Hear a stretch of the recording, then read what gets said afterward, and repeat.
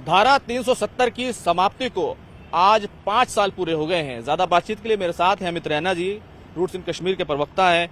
ये जो 5 साल गुजरे हैं, कितना बदलाव हुआ? क्योंकि कई सवाल हैं इस तमाम चीजों के लिए। राजनीतिक गलियारों में कहीं ब्लैक डे कहा जा रहा है, कहीं सेलिब्रेशन है, कहीं ब्लंडर है, ये तमाम बातें कही जा रही हैं। कश्मीरी पंडितों के लिए ये 5 साल कैसे रहे?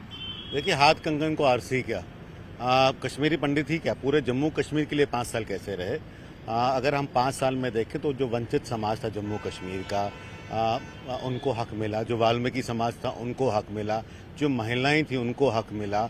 जो हमारे गुज्जर बकरवाल भाई थे, जो पहाड़ी समाज है, जो पिछड़ा रह गया था, उनको हक मिला।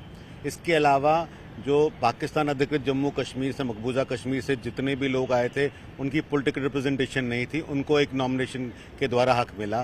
कश्मीरी विस्थापित समाज को पॉलिटिकल रिप्रेजेंटेशन 2 नॉमिनेटेड एमएलएज के थ्रू हक मिला। पिछले 5 साल से हम जम्मू कश्मीर में एक बंद कॉल नहीं देखा, हमने पत्थरबाजी नहीं देखी। एजुकेशन को हक मिला। जो हमारे बच्चे स्कूल नहीं जा पाते थे, पढ़ाई ठीक से नहीं कर पाते थे, पूरे शेष भारत से जो एजुकेशन लेवल था उससे पीछे रह गए थे, उनको वो मौका मिला। आप जिस तरह से बता रहे हैं ये तमाम बातें पॉजिटिव हैं, लेकिन जम्मू कश्मीर की जो पॉलिटिकल पार्टियां हैं, चाहे कांग्रेस पार्टी है, वो कह रही है ब्लैक डे है क्योंकि राज्य का दर्जा समाप्त हो गया। नेशनल कॉन्फ्रेंस भी विरोध कर रही है कि इसको हटाना गलत था।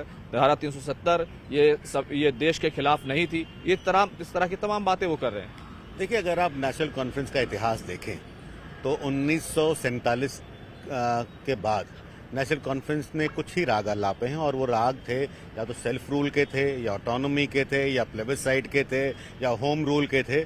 उसके अलावा नेशनल कॉन्फ्रेंस ने कोई और राग नहीं आलापा है। तो इसलिए उनसे अपेक्षा भी नहीं की जा सकती कि किसी और बात के। 370 के तहत जो अब्दुल्ला परिवार का शासन चलता था कश्मीर पे, जिन्हें वो लगता था कि वो सुल्तान है जम्मू कश्मीर के, वो समाप्त हो गया है। इसी तरह महबूब मुफ्ती, 2 परिवारों ने इस पूरे प्रदेश को अपने कब्जे में ले रखा था, वो समाप्त हो गए। तो उनसे ही रिएक्शन आना नॉर्मल है।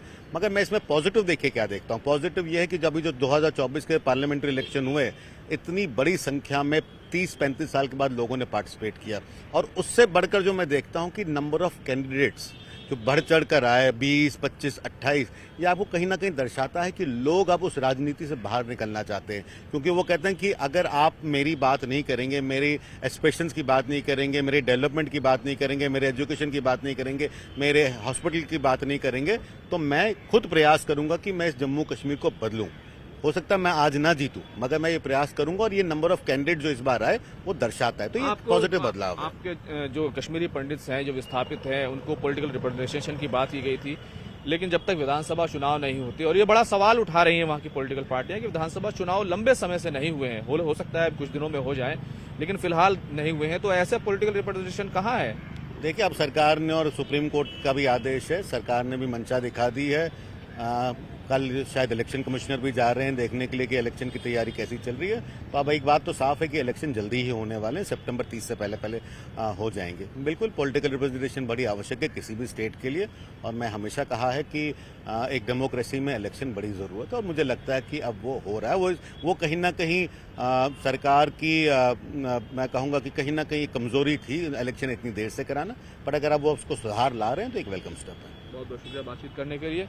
कैमरामैन प्रकाश गुप्ता के साथ खुर्रम शहजाद, न्यूज़ 18 दिल्ली।